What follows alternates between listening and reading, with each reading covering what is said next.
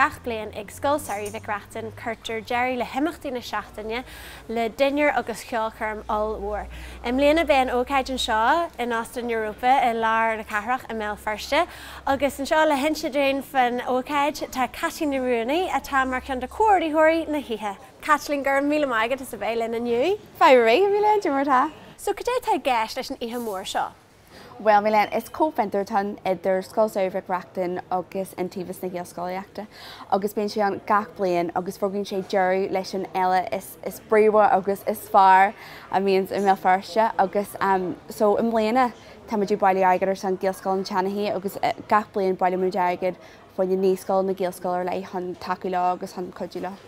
So, in stún rud bug faúda Gaelscoil an Teannaí? Well, tá Gaelscoil an Teannaí loníthe I maithar féilte inara, agus bhí níoscoil acu an sin le ceithre bliana anuas ach nuirí just thocair siad ar Gaelscoil bhainú faoine na daltaí a bhí ar an níoscoil. So bhí sin na géirí an deis an chóirta na páisí chun lansan a ré leis an idethe sacu trí bhean na Gaeilge. But I'm not a VRA one again a hunter survey. So first it wrench called you winyo and TV skull after hug Virginia Mooney and skull. Akwi lahar taship yaw or erecting the Tishmahori, August and Pobble Achel to shit a codulation skull, August, you know, a boilyagar or a hun. So Shaw Jesh intact the Nanil, Shasta the Killer, August Takiak, August Codu Horse and Skull Shaw, August Tashit the Gopania. August Milène Beshin Shaw Europa, and it's in rugbook for doing ihe.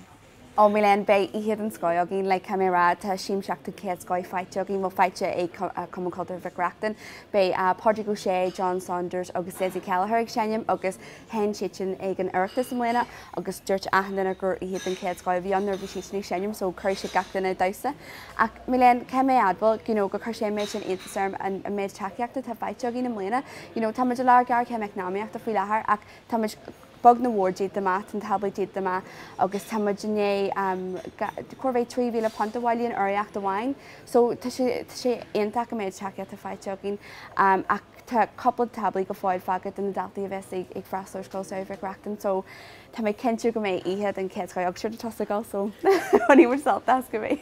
Agus an bhfuil sé rúháil don na riine bhfuil géirí freastal ar níthe nach bhfuil ticket acu go fáil. No, níl sé ráháil ach an nerd. Tá muidir couple of tickets a chuneil siar don na daoine a bheits ag freastal Scoil Samhraidh Mhic Reachtain mar bíonn siad sin na gcónaí géirí gáil ar níthe just an jury a chur leis an féile ionach seo ach má tá sé bhí géirí tabla ceannach fuíir tá sé ráháil ach sin jazzcéal dúine.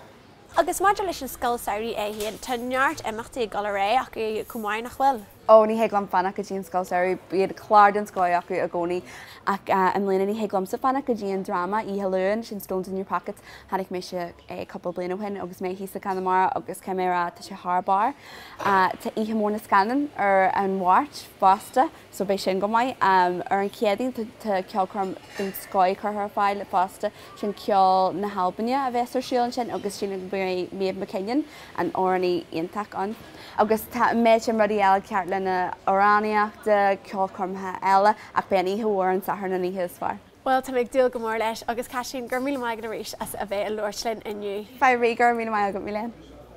Agus má tá sibh haon I ggéirí aon airgid a thuirt ar san Gaelscoil an Teannaí, níl sé rúháil is féidir go le deagháil le Caitlín ní haon ar siú idirlín intavis na dí.com.